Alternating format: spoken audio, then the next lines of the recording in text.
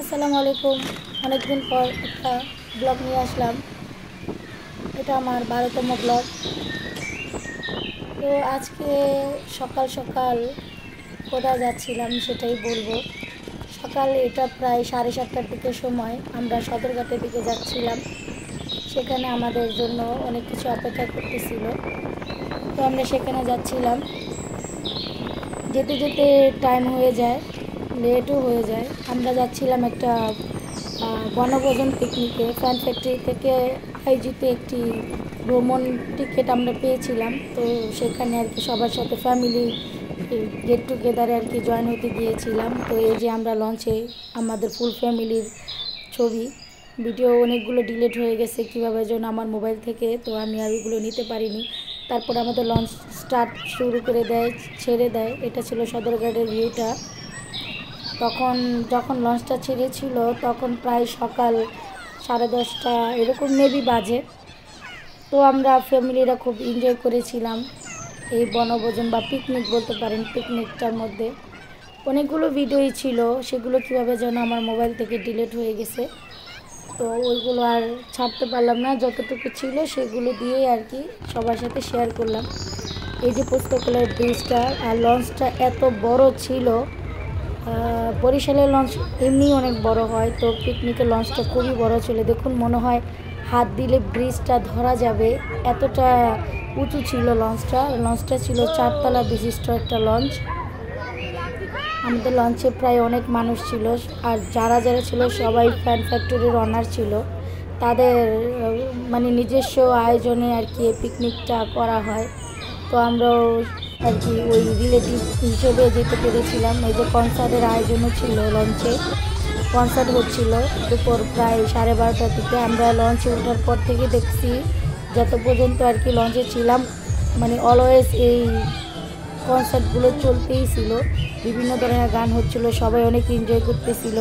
এর মধ্যে লঞ্চে আমাদের কফি দিয়েছিল জনপ্রতি করে, তারপরে বাচ্চাদের খেলনা দিয়েছিল, গিফট দিয়েছিল বাচ্চাদের, পেন্সিল বক্স, পানির বোতল, তারপর টিফিন বক্স, এগুলো বেবিদের জন্য আইটেম ছিল, ওনারা গিফট করেছিল।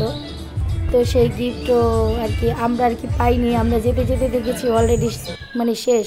তারপর আমাদের খাবারের আইটেমগুলো দুপুরবেলা সেন্ড করা হয়, যাদের যাদের খাবার। এই যে এক একটা টিকেটে একটি করে ব্যাগ।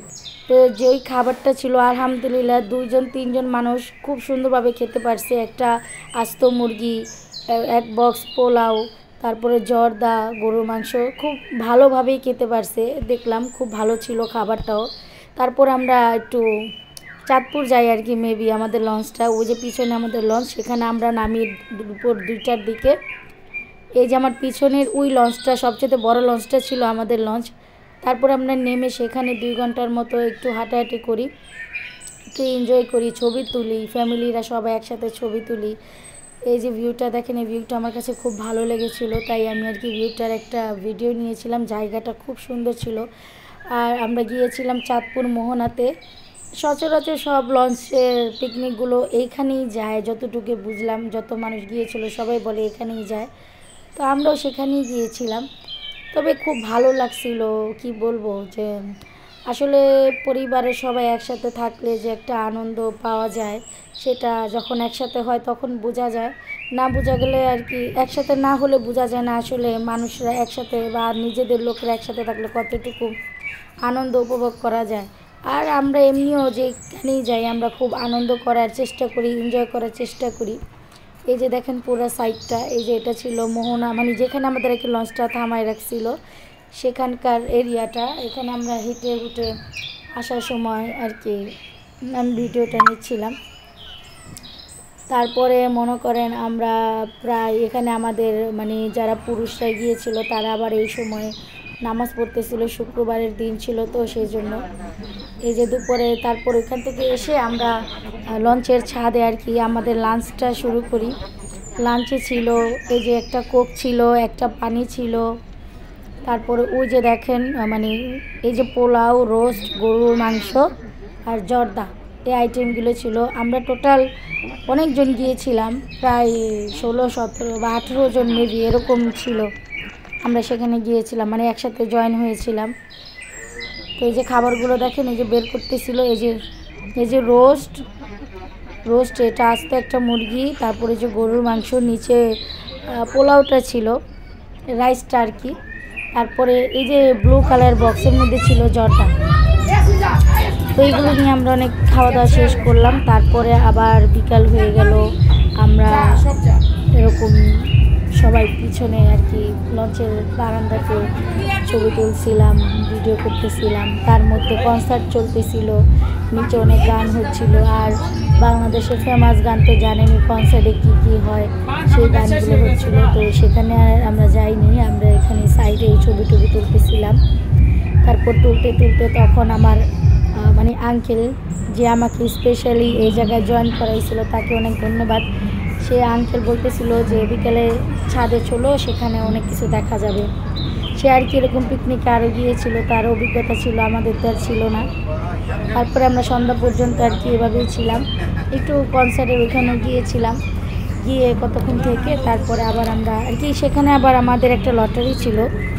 লটারিতে কেউ ফ্রিজ পাইছে, কেউ এসি ওয়াশিং মেশিন পাইছে, কেউ টিভি পাইছে, অ্যাভেলেবেল মানে 50টা গিফট ছিল। কমফোর্ট ছিল, রাইস কুকার ছিল। তো আমার আন্টি রাইস কুকার, শিউলি আপা আর কি রাইস কুকার পেয়েছিল। আর আমাদের সবাইকে কমন গিফট দিয়েছিল একটা করে ফ্রাই প্যান, কিয়াম কোম্পানির। মাশাআল্লাহ খুব কমন গিফটটা খুব ভালো ছিল আর কি।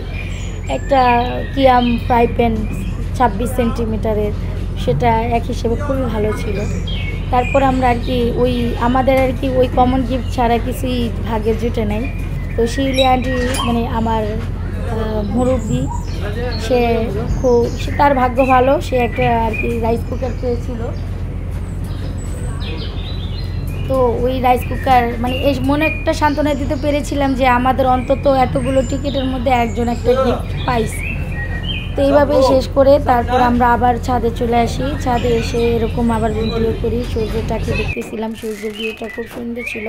তারপর মাগরিবের সময় হয়ে যায়, আমরা ছাদে আসি। আসার পরে এই যে দেখেন, এই সারপ্রাইজটা ছিল নদীর মধ্যে এরকম একটা মানে কি বলবো, এরকম একটা ভিউ যে থাকবে অন্তত সে বুঝবে যে এটার কি মজা। আমি লাইফে অনেক আতশবাজি ফুটাইছি বা ছাদে ফুটাইছি, বিভিন্ন অকেশনে স্পেশাল দিনে ফুটাইছি, কিন্তু আমি এতটা এনজয় করি নাই। এই জায়গায় আমি এগুলো ফুটানোতে এত এনজয় করছিলাম, বিশ্বাস করেন। রাত্রে চারদিকে নদীর মধ্যে লঞ্চের ছাদে দাঁড়ায়া এই ভিউটা দেখার যে একটা কি মজা, এটা যে ওই সময় থেকেছিল সে বুঝছে যে আসলে এটা কি একটা আনন্দ দিয়েছিল। আর তারা অনেক অনেক আতশবাজি ফুটাইছে, জানি না তাদের কত হাজার হাজার টাকা গেছে এটার পিছনে। আনলিমিটেড আতশবাজি ফুটাইছে, আমাদের সাথে পাশের মানুষগুলো এনজয় করছিল। তারপর আশেপাশে যারা লঞ্চ দিয়ে যাচ্ছিল তারাও আমাদের এই ভিডিওগুলো খুব মানে আমাদের এই আতশবাজিগুলো খুব এনজয় করছিল। আশেপাশে গ্রামের মানুষগুলো সবাই তাকাই ছিল, তারাও এরকম আমার মতো ভিডিও করেছিল। এত সুন্দর একটা মোমেন্ট ছিল লাইফে, এটা আমি কখনো ভুলবো না। আর এত ভালো লেগেছিল, এগুলো দেখলেই কেন যেন আমার মনটা অনেক আনন্দে ভরে যায়। তো আজকে এই আর কি জার্নিটা আপনাদের সাথে শেয়ার করলাম। সবাই ভালো লাগলে লাইক দিবেন আর শেয়ার করবেন আমার এই ভিডিওটা। মোস্ট অফ দ্য আমার রিলেটিভরা এই ভিডিওটা বেশি দেখবে, সবাই বলেছিল কেন এটা এখনও ছাড়িনি। তো এডিট করতে করতে অনেক দিন সময় লেগে গেছিলো, তাই আর ছাড়া হয় না। তো আজকে এই পর্যন্তই, আবার সামনে আবার নতুন কোনো ব্লগ নিয়ে আসবো। সবাই আমার পেজটাকে ফলো দিয়ে রাখবেন আশা করি। তো এই পর্যন্তই আজকে, আল্লাহ হাফেজ, আসসালামু আলাইকুম।